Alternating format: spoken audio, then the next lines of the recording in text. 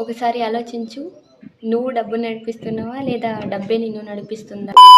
Hi, welcome to episode 2 of Telugu stories series.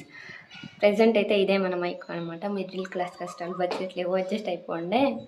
సరే, స్టోరీలోకి అయితే వెళ్ళిపోదాము. ఈ చాప్టర్లో రాబర్ట్ ఒక సింపుల్ అండ్ పవర్ఫుల్ పాయింట్ చెప్తాడు.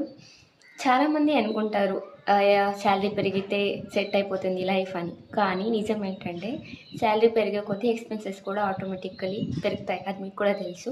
అప్పుడు ఎలా అయిపోతుందంటే మన లైఫ్ ఒక సైకిల్లో అయిపోతుంది.